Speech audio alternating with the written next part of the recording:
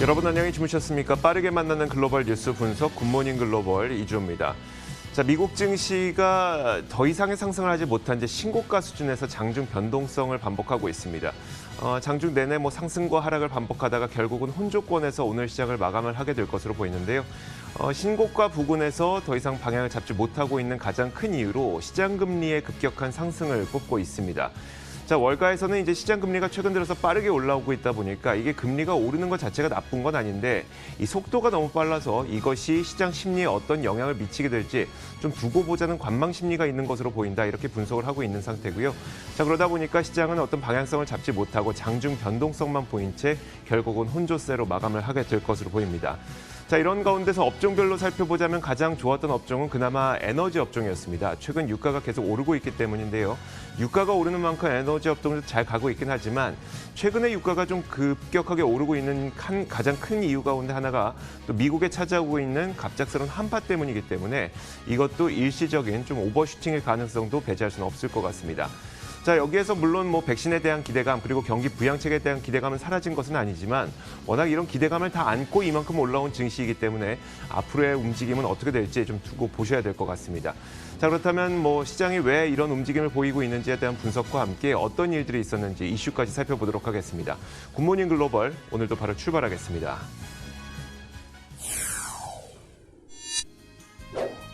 네, 뉴욕 증시 마감을 향해 달려가고 있습니다. 현재 시장 상황 어떤지 LS Closing Bell Now 통해서 확인을 해보시죠. 16일 주요 지수는 신규 부양책 낙관론에 힘입어 상승 출발했는데요. 현재는 나스닥 지수와 S&P 500 지수가 하락하면서 혼조세를 나타내고 있습니다. 먼저 다우 지수 움직임 확인해 보겠습니다. 다우 지수는 현재 가장 크게 오늘 상승을 합니다. 0.2% 가까운 상승 탄력을 지켜내고 있고요. 31,527선에서 현재는 거래를 지속하고 있습니다. 나스닥 지수는 장 초반부터 조금 약세 흐름을 가져가기 시작했습니다. 0.3% 넘게 현재 빠지고 있고요. 그래도 14,000선은 지켜낸 채 움직이고 있습니다. S&P 500 지수는 계속해서 보합 수준에서 등락을 오고 가고 있습니다. 현재는 0.03%의 하락을 나타내고 있습니다. 이렇게 다우 지수는 그래도 사상 최고치를 경신한 채 마감을 할 것으로 보이는데요. 그렇다면 오늘 시장이 주목했던 이슈들 확인해 보겠습니다. 이번 주도 부양책 기대감은 지속이 되고 있습니다. 하원의 주요 위원회가 지난주 현금 지급과 실업보험을 확대한 법안을 마련했는데요.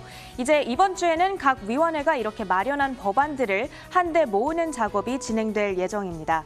그런 한편 오늘 제임스 블러드 세인트 연은 총재의 발언이 전해졌습니다. CNBC와의 인터뷰에서 현재 자산 시장에서 거품을 보지 못한다고 말을 했습니다. 그러면서 통화 정책을 긴축할 필요성도 못 느낀다고 말했는데요. 또한 전체적으로 주식이 높게 평가되고 있긴 하지만 과도한 수준인지는 확실하지 않다는 의견을 전했습니다. 또 최근 떠오른 인플레이션 우려에 대해서는 주시하고 있기는 하지만 현재 상황에서 통화 정책의 긴축이 임박하진 않았다고 답변을 했습니다. 거기다가 연준이 자산 매입 속도를 늦춰야겠냐는 질문에 대해서는 그렇지 않다면서 현재 좋은 속도에 놓여 있다고 답하기도 했습니다. 오늘 발표된 경제 지표도 있었습니다. 나쁘지 않았는데요. 뉴욕 연은은 2월 엠파이어 스테이트 지수가 전월 3.5에서 12.1로 상승했다고 발표했습니다. 지난해 9월 이후로 가장 높은 수준이 되겠고요. 또 시장 예상치 5.9도 크게 웃도는 수준을 나타냈습니다. 한편 국제유가가 최근 상승 랠리를 이어가고 있죠. 이 점 역시도 시장 전반에 긍정적으로 작용하고 있습니다. 이미 경제 회복 기대와 산유국의 생산 제한에 힘입어서 서부 텍사스 원유 WTI의 가격이 상승세에 있었죠. 여기다가 현재 텍사스에서 이례적인 겨울철 한파가 찾아왔습니다. 그러면서 WTI 가격이 오늘도 장중 상승하는 흐름이 나타나고 있는데요. 지난해 초 이후로는 약 1년여 만에 처음으로 $60를 상회하는 수준을 나타내기도 했습니다. 이렇게 뉴욕 증시 마감 직전 주요 이슈 몇 가지 살펴봤습니다. 잠시 뒤 뉴욕 증시 거래가 마감됩니다.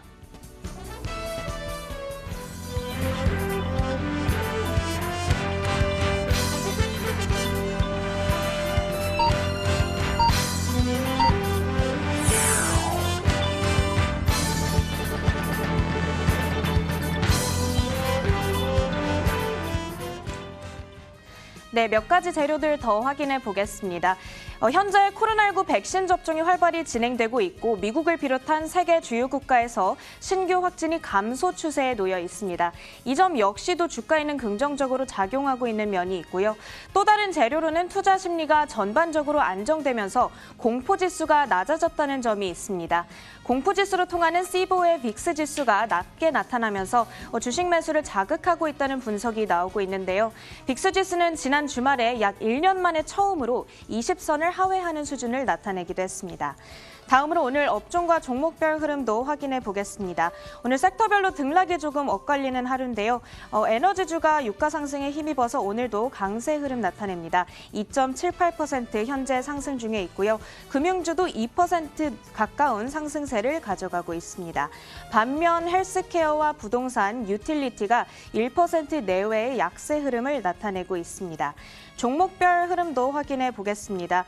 오늘 상승하고 있는 금융섹터 먼저 볼 텐데요. 현재 금융섹터에서는 페이팔과 JP모건, 뱅크 오브 아메리카가 크게 오르면서 섹터 상승을 주도하고 있습니다. 아무래도 반도체 섹터도 확인을 해봐야겠습니다. 엔비디아가 2.47% 강세 흐름이고요. 세일즈포스죠. CRM 역시도 3.6% 넘게 크게 오르고 있는 모습입니다. 오늘 가장 강한 에너지 섹터도 확인해보면 엑슨모빌이 3.18% 오르면서 섹터 상승 주도하고 있고요. 테슬라의 주가는 오늘 2.35% 조금 빠지고 있는 모습입니다. 마지막으로 증시 전문가의 견해까지 보겠습니다.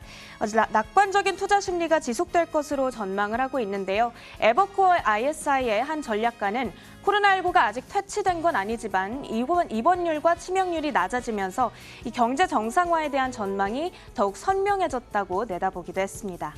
네, 그렇다면 다시 한번 현재 뉴욕 증시 이 마감 지수 확인해 보도록 하겠습니다. 다우 지수는 0.2%의 상승 탄력을 지켜낸 채 마감을 할 것으로 보입니다. 31,520선 가리키고 있고요. 나스닥 지수는 현재 14,047선 가리키고 있습니다. S&P 500 지수는 약보합 수준으로 떨어지면서 3,932선에서 거래를 마칠 것으로 보입니다. 이렇게 뉴욕 증시 마감 시황 전해드리는 알라스 클로징 벨 나우였습니다.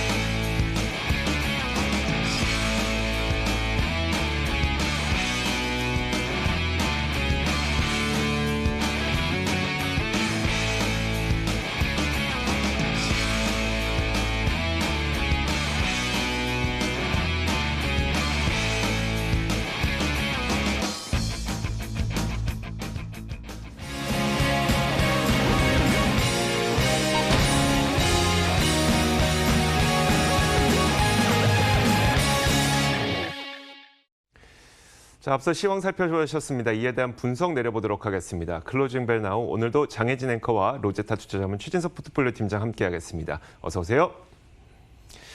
자, 팀장님 먼저 그 미국 증시가 좀처럼 방향성을 보이지 못하고 신고가 부근에서 좀 혼조세를 보였는데 미국 증시 왜 이랬을까요? 네, 미국 증시가 초반에는 전반적인 분위기가 나쁘지는 않았죠. 결국은 미국 증시가 휴장하는 동안에 아시아 증시가 좀 호조세를 띠기도 했었고, 그리고 현 시점에서 뚜렷하게 악재를 찾아볼 수는 없는 그런 상황이 이어지고 있었기 때문이었습니다. 하지만은 장중에 이제 10년물 국채 금리가 지난해 3월 이후에 처음으로 1.25%를 터치를 했고요. 그리고 이후에 또 더 올라서 1.28% 정도, 1년 만에 최고치를 다시 한번 좀 경신하는 모습이 나와줬습니다. 이 즈음 해서 이제 증시가 좀 상승폭을 반납하는 그런 움직임이 나와줬는데, 결국은 이제 금리가 오르면은 그동안 저금리 환경에 좀 수혜를 받았었던 대형 IT 업종에 대한 피해가 우려된다라는 해석이 또 나왔던 것 같고요. 그리고 이제 또 채권 금리가 오르게 된다면은 전반적인 증시 매력도도 좀 하락할 것이다라는 그런 우려도 작용을 한 것 같습니다. 결국은 이제 국채 금리가 왜 오르냐가 좀 관건이 될 것으로 보이는데, 이 경기 회복을 반영한 상승이라고 한다면은 증시 입장에서도 그다지 나쁠 거는 없다라는 그런 또 해석도 나오고 있는 그런 상황입니다. 여기서 이제 에너지 업종과 금융 업종이 결국은 금리 상승의 수혜를 받으면서 오늘 아웃퍼폼을 했는데, 이들 업종 역시도 금리가 이 경기 회복에 베팅을 하는 그런 성격으로 올라서 또 이 업종도 아웃퍼폼을 했다라고 한다면 긍정적으로 해석이 될 수가 있겠고, 반면에 또 다른 이유라고 한다면 시장에서 다시 한번 좀 스팀이 꺼질 가능성도 배제할 수는 없을 것 같습니다. 자, 이어서 상품 선물 시장 살펴보겠습니다. 앞서 말씀하셨던 금리가 이날 좀 굉장히 중요한 핵심 이슈가 됐기 때문에 금리부터 먼저 보도록 하겠습니다.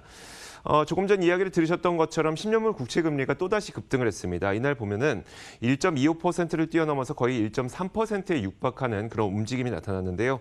거의 1년 만에 처음으로 1.3%에 육박하는 겁니다. 뭐 금리는 미래 경기에 대한 기대감을 보여주는 것이기 때문에 금리가 오르는 것은 사실 긍정적인 것입니다만 이게 속도가 문제죠. 속도가 너무 빠르게 된다면 이런 금리의 경우에는 시장 금리의 경우에는 주택자금 대출이라든지 아니면 미국인들의 학자금 대출 여기에 직접적으로 연동이 되어 있기 때문에 금리 상승이 너무 급격하게 일어나게 될 때는 이제 시장 참가자들이 내가 앞으로 더 쓸 돈이 있을까라는 고민을 하게 됩니다. 이런 것들이 이제 시장의 불안 요인을 또 만들어내기도 하겠고요. 그러다 보니까 시장 상승에 다소 이제 관망 심리를 만들게 되는 그런 요인으로 이날 시장에 작용을 했던 것 같습니다. 자, 현재도 10년물 국채 금리는 1.3%에 거의 육박하고 있습니다. 1.296%를 기록하고 있습니다. 자, 이런 가운데 국제 유가도 오름세를 계속 이어가고 있는 상태죠. 국제 유가 WTI 가격은 $60를 넘어서서 현재도 1.2% 정도 오르고 있는데요. 자, 더운 남부 지역까지 눈이 내릴 정도로 갑작스러운 한파가 지금 미국을 덮치고 있습니다. 그러다 보니까 난방 수요가 증가했을 뿐만 아니라 너무 갑자기 추워지니까 이 원유 관련 업종에 종사하시는 분들도 지금 일을 못하고 있는데요. 그러다 보니까 원유 유정 몇 개가 폐쇄가 되고 있고 여기다 원유 정제도 중단되고 있습니다. 이런 것들이 공급을 좀 제한시키면서 유가 상승을 일으키고 있다는 분석도 나오고 있습니다. 현재는 1.24% 오르면서 $60.21를 기록하고 있습니다. 자, 반면에 금값의 경우에는 좀 하락세를 보이고 있는데 1.5% 정도 내렸습니다. 꽤 큰 하락을 기록을 했죠. $1,800도 무너졌고요. 시장 금리가 빠르게 올라가고 있는 상태에서 그동안 귀금속의 가격 상승을 이끌었던 백금조차도 가격에 약간의 조정을 보이고 있거든요. 이런 것들이 귀금속 가격 자체를 좀 떨어뜨렸고 금값도 1.5%나 하락시켰다는 분석입니다. $1,795.2 선을 현재 기록하고 있습니다. 자, 이렇게 상품 선물 시장 살펴봤습니다. 글로벌 외신 확인하도록 하겠습니다. 자, 첫 번째 외신 보겠습니다. 팀장님 어떤 뉴스부터 볼까요? 네, 미국 정부의 추가 현금 지급이 또 한 번의 개미 투자자 열풍을 몰고 올 것이다라는 분석이 나왔다는 내용 준비를 해봤습니다. 지난해 개인 투자자들은 수수료 면제 거래 플랫폼이 부상하고 있었고, 그리고 집콕 트렌드, 여기에 또 재난지원금 등의 주식시장에 돈을 소위 말해서 쏟아 부었습니다. 뱅크 오브 아메리카에서는 추가 현금 지급이 나올 경우에 개미 투자의 수요가 다시 한번 좀 급증할 수 있을 것으로 점쳤고요. 다만 이 재난지원금의 지급 방식과 그 당시의 시장 상황, 그리고 향후 규제 변화 영향에 따라서 그 정도는 다소 좀 달라질 수 있을 것이다라고 분석을 했습니다. 뱅크 오브 아메리카는 지난 두 차례 현금 지급 시에 트레이딩 앱의 다운로드 수가 급증을 했었다라고 얘기를 하면서, 하지만 이제 2020년 4월과 2021년 1월 모두 개인 투자자들을 유인할 만한 시장의 팬데믹 급락 이후의 대세 상승이라든지 아니면은 종목별 장세가 있었다라고 또 강조를 했습니다. 즉 이런 이 재난지원금 모멘텀 외에도 일부는 이 개인 투자자들을 유인할 만한 또 다른 요인이 필요하다는 의미로 해석할 수가 있을 것 같습니다. 여기에 또 올해 전체로 본다라고 한다면은 시간이 지날수록 사람들의 외부 활동이 좀 증가할 것으로 예상이 되면서 개미 투자 열풍도 다소 진정될 것으로 예상되긴 하는데요. 하지만 BOA 측에서는 여전히 2019년 대비해서는 개미 투자의 수요가 높을 것으로 예상된다고 덧붙였습니다. 자, 개미 투자자의 열풍은 우리가 뭐 보도를 통해서 많이 보다 보니까 체감은 되는데 이게 다소 부풀려진 게 아닐까 싶기도 한데 어떨까요? 최근에 이제 게임스탑 대란 등의 또 예상치 못했던 이벤트가 있었기 때문에 개미 투자 열풍이 다소 좀 부풀려진 것, 일부는 뭐 맞는 말씀이다라고 말씀을 드릴 수가 있겠습니다. 실제로 지난해 3월에 로빈후드 앱의 다운로드가 약 한 200만 건 수준을 기록을 했었거든요. 근데 올해 1월에는 400만 건 정도에 육박했던 그런 수준이었습니다. 즉 지금의 게임스탑 대란이 일어났을 때가 작년에 팬데믹 이후에 좀 시장의 기회를 엿보던 때보다도 더욱더 개미 투자자들의 열풍이 거셌다라고 해석해 볼 수 있는 그런 대목이죠. BOA에 따르더라도 1월 말에 게임스탑 대란으로 로빈후드의 일평균 이용자가 450만에서 800만 명으로 급증했다라는 얘기를 하기도 했습니다. 물론 이제 사용 빈도가 고점에서는 내려왔다는 분석 또한 덧붙였는데요. 하지만은 게임스탑 대란 이전 대비해서는 여전히 좀 개미 투자자들의 수요가 높은 수준을 유지하고 있다라고 얘기를 해서 열풍이 일부는 그래도 또 유지되고 있다는 의미로 저희가 해석해 볼 수 있을 것 같습니다. 네, 개인 투자자들이 투자에 많이 참여를 하고 있다라는 말씀을 해주셨는데 그렇다면 시장에서 이 개인 투자자들이 가장 선호하는 종목에는 어떤 것들이 있을까요? 네, 일단은 모틀리풀이라는 그 투자 정보 웹사이트에 따르면요. 지난 2월 초를 기준으로 좀 집계를 해봤을 때 로빈후드 투자자들의 최대 보유 종목 1위는 애플이었습니다. 2위가 테슬라였고요. 3위가 니오, 그리고 4위가 제너럴 일렉트릭, G로 좀 집계가 됐습니다. 좀 의외라고 생각을 하실 수도 있을 것 같은데 대부분 대형주를 그래도 좀 많이 갖고 있음을 저희가 알 수 있었습니다. 하지만은 일시적으로는 지난 2월 초에는 AMC 엔터테인먼트가 이 1위, 로빈후드 투자자들이 가장 많이 갖고 있는 종목으로 이름을 올린 그런 대목도 있었습니다. 모틀리풀에 따르면요, 지난해 로빈후드 신규 이용자가 약 한 300만 명 정도 유입이 됐다라고 하는데 유저들의 평균 나이가 31세에 불과했다라고 합니다. 즉 젊은 투자자들이 의외로 우량주를 평소에는 좀 선호하는 경향을 보이지만은 트렌드에 따라서는 일시적으로 또 쏠림 현상 또한 보여줬음을 저희가 알 수가 있을 것 같습니다. 네, 다음 뉴스는 이주혜 앵커의 팩입니다. 내용 확인해 보겠습니다. 자, 요즘 시장에 대해서 대다수의 시장 참가자들은 시장이 매우 좋다고 보고 있지만 이것이 오히려 시장을 좀 보수적으로 봐야 하는 때다라는 경고의 목소리를 뱅크 오브 아메리카가 내놨습니다. 자, 어떤 내용인지 한번 살펴보도록 하죠. 뱅크 오브 아메리카가 주기적으로 진행하는 글로벌 펀드 매니저를 대상으로 하는 설문조사가 있습니다. 거의 20년이 넘은 거의 25년 가까이 됐을 겁니다. 이 조사가 역사와 전통이 깊은 조사라고 해서 많은 분들이 또 보고 있기도 한데요. 이번 설문조사 결과를 보니까 제목에서 보는 것처럼 현재 유일한 악재는 악재가 없다는 것이다라는 그런 분석을 뱅크 오브 아메리카에서 내놨습니다. 뱅크 오브 아메리카는 시장에 대한 낙관적인 비율이 굉장히 높고 이렇게 비율이 높을 때가 오히려 시장을 조심해야 될 때다라고 얘기를 했는데요. 뱅크 오브 아메리카의 설문조사 결과의 핵심부터 먼저 설명을 드리자면 이런 겁니다. 자, 첫 번째가 그 설문조사에 참여했던 90% 이상의 응답자가 올해 경제가 작년보다 더 나을 것이다 라고 얘기를 했다고 하고요. 그러다 보니까 이제 펀드 매니저들이 대부분 현금 보유를 굉장히 줄이고 있는데 이 현금 보유 비중이 3.8%까지 낮아져서 2013년 3월 이래 최저치를 기록했다고 합니다.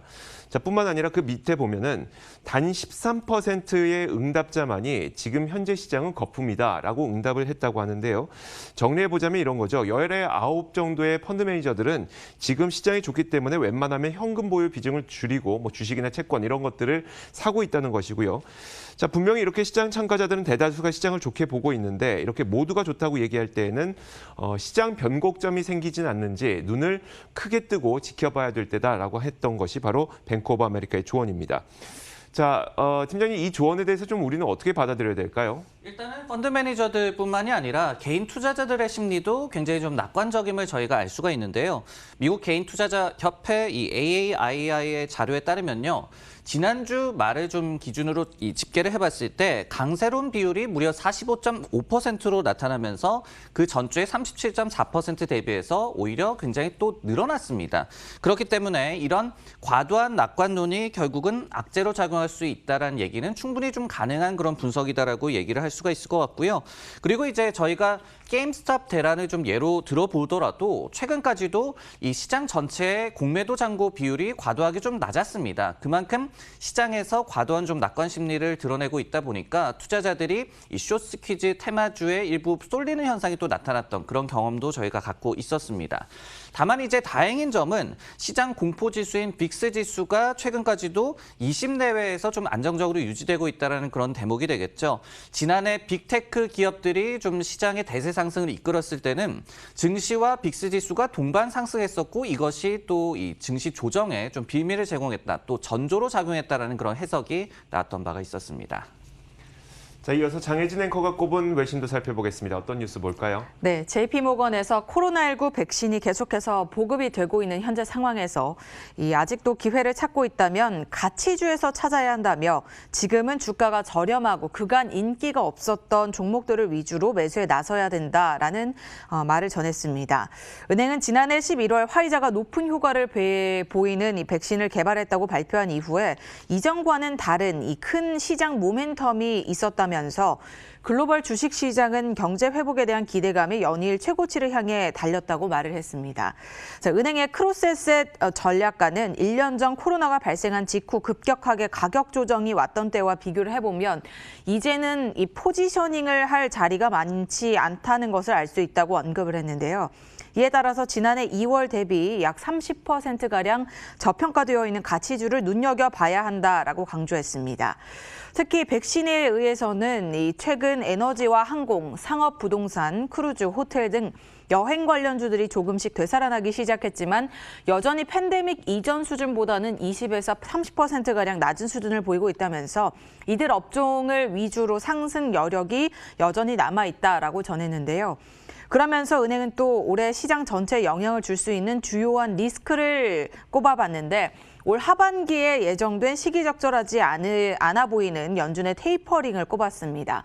바이든 행정부의 재정 부양책이 연준이 완전 고용과 물가 안정에 대해서 상당한 진전이 있다라고 여겨질 만큼의 경제 회복을 이끌어줄 것이기 때문이라고 덧붙이기도 했는데요. 사실 시장에서는 이전에도 성장주가 워낙 많이 올랐기 때문에 가치주에 한번 눈여겨봐라라는 말들이 제시가 됐었습니다. 그리고 이번에 또 한 번 강조가 됐는데 특히 에너지와 여행 산업에 주목하라고 하는데 월가에서도 전반적으로 이 의견에 대해서 동의하는 분위기일까요? 네, 가치주로의 순환매를 하라라는 그런 얘기는 백신이 가시화됐던 지난해 10월에서 11월부터 또 제기됐던 의견이었습니다. 그때도 이제 JP모건이 좀 가치주에 대한 순환매가 좀 장기간 이어질 것으로 좀 예상한 바가 있었고 그 외에도 골드만삭스라든지 크레딧 스위스 그리고 캐나코드 등의 주요 IB 등에서도 모두 좀 동의를 한 바가 있었습니다. 그리고 웰스파고 역시도 지난해 말에 올해는 소형주와 가치주가 시장을 주도할 것이라는 분석을 내놓은 바가 있었습니다. 다만 이제 그간의 이 가치주의 흐름에서 다소 좀 아쉬웠던 점이 있었던 것도 사실이었죠. 근데 그 이유를 돌이켜 본다면은 여전한 코로나19의 확산세 그리고 뭐 금융업종이라든지 에너지업종에 도움을 줄 수가 있는 국채금리의 상승세가 미미하게 나타났음을 저희가 지적해 볼 수가 있을 것 같습니다. 그런 의미에서 최근에는 금리 상승이 좀 가속화되고 있고 그리고 백신 접종도 계속해서 빨라지고 있는 추세이기 때문에 과거와는 또 다르다는 얘기를 해볼 수가 있을 것 같고요. 여기에 관련해서 최근에도 JP모건에서는 경제 영향이 장기화될 것이라는 우려에 경제 정상화 관련주가 좀 조정을 받았을 시에는 이를 저가 매수 기회로 활용해야 한다라고 조언을 한 바가 있었습니다. 자, 이렇게 지난 밤 사이 나왔던 여러 가지 글로벌 이슈 살펴봤습니다. 종목 뉴스 확인하도록 하겠습니다.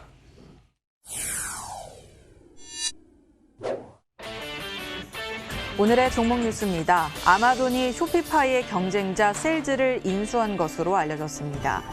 오토네이션이 기대 이상의 실적 발표 및 10억 달러 규모의 자사주 매입을 한다는 소식에 힘입어서 간밤 상승했습니다. 틸레이와 아프리아의 합병을 통해 이익을 보려면 아프리아를 매수해야 한다는 의견이 제시됐습니다. 자, 첫 번째 기업은 아마존입니다. 팀장님 어떤 뉴스가 있었을까요? 네, 아마존이 중소기업들의 온라인몰 론칭을 돕는 플랫폼을 갖고 있는 회사인 셀즈를 최근 인수한 것으로 알려졌습니다. 사실 인수일은 지난 1월 15일인 것으로 알려졌는데요. 하지만은 아마존이 공식 발표를 하지 않았었고요. 이날 셀즈의 블로그를 통해서 합병 사실이 공개가 됐습니다. 셀즈의 이 창립자이자 현재 CEO는 블로그를 통해서 아마존과 합병에 합의했다라고 밝혔고요. 창업자들에게 계속 손쉬운 툴을 제공하도록 노력하겠다라는 뜻을 내비쳤습니다. 아마존 대변인 역시도 인수 사실을 확인한 것으로 알려졌고요. 다만 자세한 인수 조건 등은 공개되지는 않았습니다. 셀즈는 참고적으로 지난 2013년에 설립된 호주 직원으로 링크드인에 따르면은 직원이 50명 미만의 소규모 기업이다라고 합니다. 중소기업들의 온라인몰 론칭을 돕거나 아니면 기존 웹사이트에 이 온라인 결제 기능을 추가해주는 용도의 플랫폼을 좀 제공을 하고 관련된 서비스 툴을 제공하는 기업입니다. 자, 그렇다면 이 쇼피파이와 경쟁하는 이 셀즈를 인수했다는 것은 아마존이 어떤 생각을 갖고 있는 것이었을까요? 네, 아마존 같은 경우에는 그 제3자 마켓플레이스 내에 판매자가 250만 명에 달하고 있습니다. 그러면서 해당 부문의 전자상거래 매출에서 차지하는 비중 역시도 절반 이상으로 좀 넘어가고 있는 그런 상황이고요. 그렇기 때문에 이번 인수를 통해서 중소기업을 위한 툴 제공을 좀 확대하겠다. 그러면서 쇼피파이라든지 빅커머스 등의 업체 대비해서 경쟁 우위를 가져가겠다라는 보관으로 좀 해석해 볼 수가 있을 것 같습니다. 참고적으로 아마존 역시도 과거에 이 아마존 웹스토어라는 쇼피파이 비슷한 서비스를 자체적으로 출시한 바도 있었거든요. 근데 2015년에 관련 서비스는 문을 닫은 바가 있었습니다. 네, 한편 팬데믹에 따른 이 온라인 전자상거래 수요 급증 수혜를 받았던 것으로 알고 있습니다. 쇼피파이는 실적도 굉장히 좋았고 가이던스도 긍정적으로 제시를 했는데 최근 상황은 어떤지 한번 살펴주시죠. 네, 쇼피파이 같은 경우에는 지난 1년간의 주가가 170% 이상 올랐습니다. 그리고 올해도 30% 가까운 추가 상승세를 보여주고 있기 때문에 지금도 상황은 그다지 나쁘지 않다라고 말씀을 드릴 수가 있을 것 같은데요. 현지 시각으로 2월 17일 이 장 시작 전에 실적 발표가 딱 예정이 되어 있습니다. 우리 시간으로는 오늘 밤이 되겠죠. 일단은 매출이 YOY 기준으로 80% 급증할 것으로 예상이 되고 있고요. EPS 역시도 전년 동기 대비해서 거의 3배로 증가할 것으로 기대를 모으고 있습니다. 그리고 시킹알파에 따르면 지난 석 달간의 EPS 전망치에 대한 상향 조정이 5건, 하향 조정이 1건으로 나오면서 시간이 갈수록 전망치가 또 높아지는 그런 긍정적인 상황도 벌어지고 있습니다. 다만 최근에 이 월스트리트 저널에서는요, 애널리스트들의 의견을 인용해서 팬데믹 이후에 이 쇼피파이의 성장 약화 가능성, 그리고 최근에 스타트업들의 좀 파산이라든지 실패 사례가 급증하고 있다는 점이 이 기업의 리스크로 작용할 수가 있다라고 지적한 바도 있었기 때문에 이번 실적 발표 이벤트가 또 한 번의 또 시험대로 작용할 가능성도 저희가 생각을 해봐야 될 것 같습니다. 네, 다음 종목 뉴스는 이주혜 앵커의 픽입니다. 내용 확인해 보겠습니다. 자, 미국 내에서 가장 큰 자동차 매매 딜러상이 있습니다. 바로 오토네이션인데요. 이 오토네이션이 지난 밤 사이에 기대 이상의 실적을 발표했을 뿐만 아니라 또 주주들을 위해서 10억 달러 규모의 자사주를 매입한다고 밝히면서 이날 시장에서 상승했습니다. 장중한 때는 뭐 크게 상승하기도 했지만 그 상승 탄력은 좀 줄어들긴 했어도 그래도 한 1.3% 정도 오른 채 마감이 됐는데요. 그 내용을 한번 살펴보겠습니다. 자, 오토네이션은 앞서 말씀드렸던 것처럼 미국 내에서 315개의 소매 점포를 운영하고 있는 미국 내에서 가장 큰 이 자동차 딜러상입니다. 중고차만 매매를 하는 것이 아니라 신차까지도 모두 매매 중개를 하고 있는 그런 기업인데요. 요즘 자동차가 워낙 잘 팔려서 그런지 실적도 좋았습니다. 자, 실적을 한번 살펴보면요. 자, 매출부터 보겠습니다. 매출이 57억 8천만 달러를 기록해서 시장 기대치를 뛰어넘었고요. 주당 순이익인 EPS 역시 2.43달러를 기록해서 시장 예상치보다 20% 넘는 업비트를 보이기도 했습니다. 자, 동일 매장 매출도 약 5% 정도 성장한 것으로 나타났는데 여기다 오토네이션은 두 가지 또 주주들을 위한 깜짝 선물을 준비했습니다. 첫 번째가 온라인 전용 자동차 매매 사이트인 브룸에 이 오토네이션은 기존에 투자를 해왔었거든요. 2018년 10월부터 투자를 해왔었는데 이번에 그 지분을 정리하면서 그 수익금이 약 1억 6,500만 달러의 정도의 수익을 냈다고 밝혔습니다. 이것도 좋았고 또 한 가지가 가장 좋은 게 바로 이거였었죠. 10억 달러 규모의 자사주를 매입하겠다는 계획을 발표하면서 주주 가치를 높여주는 그런 노력을 보였습니다. 자, 투자자들은 과연 오토네이션이 올해 이런 모멘텀을 계속 이어갈 수 있을까 하신지에 대한 기대감을 갖고 있는 반면에 또 최근 불거지고 있는 차량용 반도체 공급 부족으로 인해서 완성차 업체들이 생산마저 중단하고 있는 상태가 이어지고 있어서 어떤 식으로 이것이 업황에 영향을 줄지에 대해서 우려하고 있기도 하거든요. 팀장님, 일단 이 오토네이션의 실적에 대한 평가와 함께 차량용 반도체 쇼티지가 과연 업황에 어떤 영향을 주게 될지도 한번 설명해 주시면요. 네, 오토네이션 같은 경우에는 매출과 이익이 모두 컨센서스를 비교적 큰 폭으로 상회를 한 점에 더불어서 지분 투자를 통한 수익을 주주들에게 환원했다라는 점에서 이번 실적에 대한 평가가 긍정적으로 나올 수밖에 없을 것 같습니다. 여기에 또 올해도 자동차 판매가 좀 호주세를 지속할 것이다라는 기대감은 살아있는 그런 상황인데요. 예를 들어서 이 아거스라는 IB에서는 최근에 포드 자동차에 대한 투자 의견을 상향 조정하면서 올해 차 판매가 YOY 기준으로 증가세를 기록할 것으로 분석을 제시하기도 했습니다.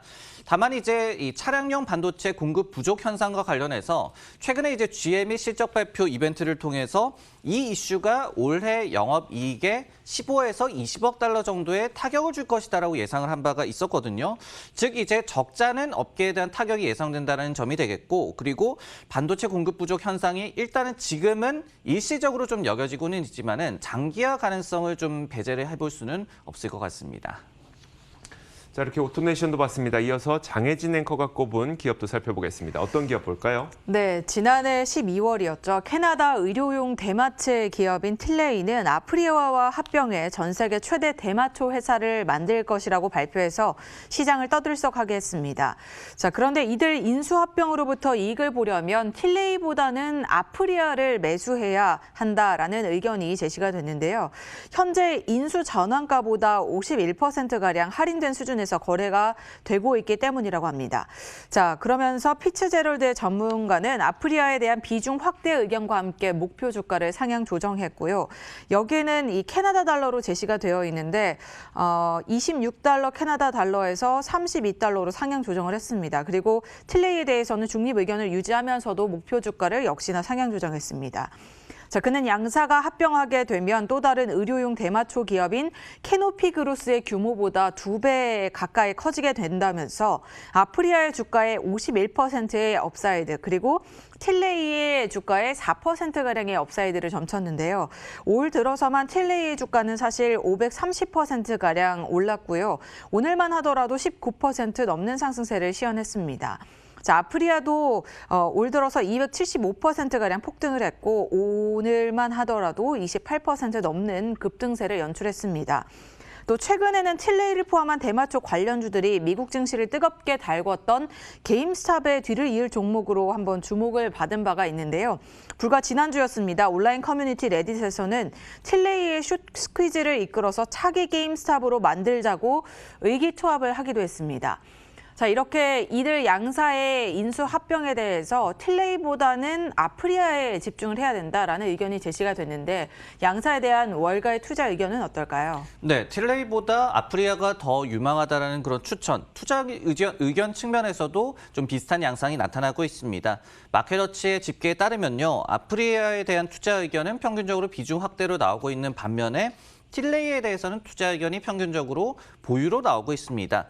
단, 이 아프리아에 대한 이 목표 주가 같은 경우에 12.6달러로 현 주가를 좀 못 따라가고 있는 그런 양상이고요. 그리고 틸레이 역시도 목표 주가가 평균적으로 12.2달러에 좀 불과한 상황이다라고 또 말씀을 드릴 수가 있겠습니다. 즉, 양사 모두 최근 이 단기 급등으로 인해서 굉장히 좀 부담감은 모두 존재하고 있는 상황이다라고 정리해 드릴 수가 있겠네요. 자, 이렇게 지난밤 사이 있었던 여러 가지 이슈와 더불어서 종목 뉴스까지 살펴봤습니다. 오늘도 장혜진 앵커와 로제타 투자자문 최진석 포트폴리오 팀장 함께했습니다. 고맙습니다.